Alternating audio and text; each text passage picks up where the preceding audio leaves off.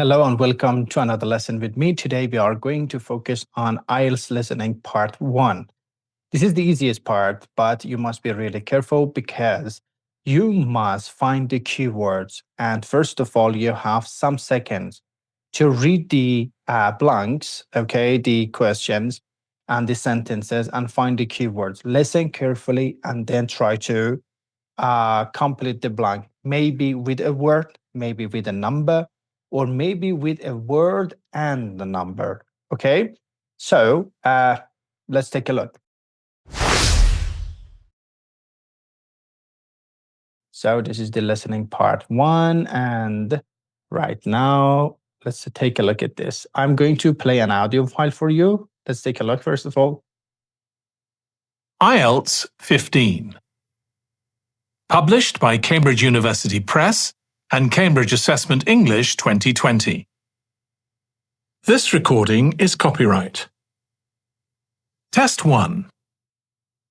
This is the IELTS listening test. You will hear a number of different recordings, and you will have to answer questions on what you hear. There will be time for you to read the instructions and questions, and you will have a chance to check your work. All the recordings will be played once only. The test is in 4 parts. At the end of the test, you will be given 10 minutes to transfer your answers to the answer sheet. Now turn to part 1.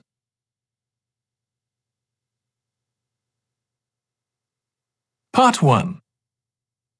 You will hear a woman phoning a friend to get information about a job agency.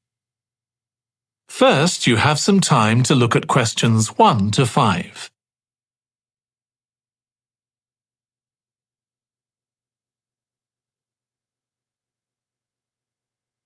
So guys, as you see here, you must read 1 to 5, but be careful about how to find the answers. As you see here, one word or a number. You must listen carefully and then try to complete the blanks, maybe with a word, or maybe with a number, or maybe both of them together. So let's take a look very quickly.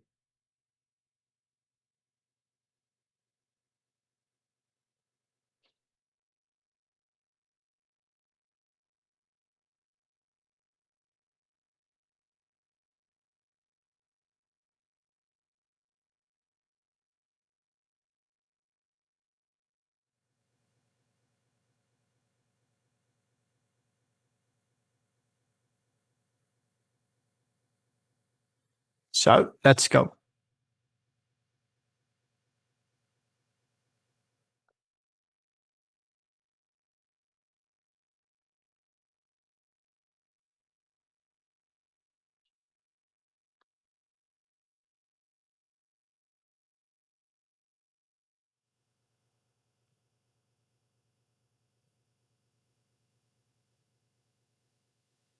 Now listen carefully and answer questions 1 to 5.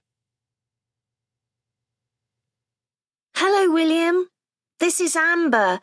You said to phone if I wanted to get more information about the job agency you mentioned. Is now a good time? Hi, Amber. Yes, fine. So the agency I was talking about is called Bankside. They're based in Docklands. I can tell you the address now. 497 East Side. OK, thanks.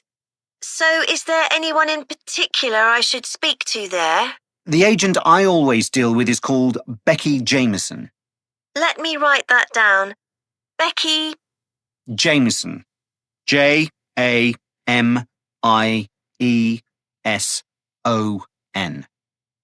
Do you have her direct line? Yes, it's in my contacts somewhere. Right, here we are. 07866 510 333. I wouldn't call her until the afternoon if I were you. She's always really busy in the morning trying to fill last-minute vacancies. She's really helpful and friendly, so I'm sure it would be worth getting in touch with her for an informal chat. It's mainly clerical and admin jobs they deal with, isn't it? That's right. I know you're hoping to find a full-time job in the media eventually, but Becky mostly recruits temporary staff for the finance sector, which will look good on your CV and generally pays better too. Yeah, I'm just a bit worried because I don't have much office experience. I wouldn't worry. They'll probably start you as a receptionist or something like that. So what's important for that kind of job isn't so much having business skills or knowing lots of different computer systems. It's communication that really matters, so you'd be fine there. And you'll pick up office skills really quickly on the job. It's not that complicated. Okay, good. So how long do people generally need temporary staff for? It would be great if I could get something lasting at least a month. That shouldn't be too difficult. But you're more likely to be offered something for a week at first, which might get extended. It's unusual to be sent somewhere for just a day or two. Right. I've heard the pay isn't too bad. Better than working in a shop or a restaurant. Oh yes, definitely. The hourly rate is about £10, $11 if you're lucky. That's pretty good. I was only expecting to get £8 or £9 an hour. Before you hear the rest of the conversation, you have some time to look at questions 6 to 10.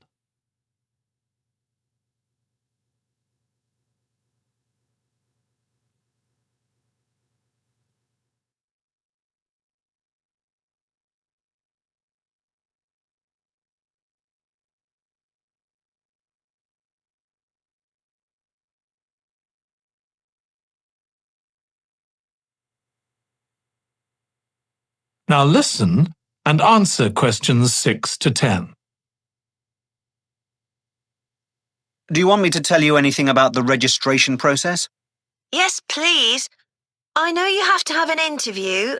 The interview usually takes about an hour, and you should arrange that about a week in advance.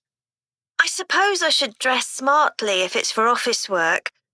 I can probably borrow a suit from Mum. Good idea. It's better to look too smart than too casual. Will I need to bring copies of my exam certificates or anything like that? No, they don't need to see those, I don't think. What about my passport? Oh yes, they will ask to see that. Okay. I wouldn't get stressed about the interview, though. It's just a chance for them to build a relationship with you, so they can try and match you to a job which you'll like. So there are questions about personality that they always ask candidates, fairly basic ones. And they probably won't ask anything too difficult, like what your plans are for the future. Hope not. Anyway, there are lots of benefits to using an agency. For example, the interview will be useful because they'll give you feedback on your performance so you can improve next time. And they'll have access to jobs which aren't advertised. Exactly. Most temporary jobs aren't advertised. And I expect finding a temporary job this way takes a lot less time. It's much easier than ringing up individual companies. Yes, indeed. Well, I think I've covered it. Okay. That is the end of part 1. You now have 1 minute to check your answers to part 1. Okay, guys. So as you see here, we had 10 different blanks. And something is very important, guys. For example, for number 1, absolutely, because this is a name, you must start with capital letter, okay? And for the other things is no, but be careful about the spelling, how to use the letters. It must be readable and like this. But you must practice a lot on this, find the keywords, and then, you can match it with the sentences. I will make another movie for you and I will teach you how can you take a note. It is not necessary to, it is not necessary to write any sentences or any words completely while you are practicing, okay? Just listening very carefully and only taking notes. You can use symbols, you can use abbreviations. The spelling is not important because you are taking notes, okay? But in this part, absolutely, this is the easiest part in IELTS listening part, okay? But something is very important. For example, at the beginning says one word for example, or a number, or maybe and a number together you can use. Be careful about the names that you must start with capital letters. And so it is plural or singular, you can use that. And the other things, really careful about these things. First of all, you must read them carefully and find the keys, and then listen carefully and complete the blanks. I hope you enjoyed this lesson. Thank you so much for watching me. See you next session. Goodbye.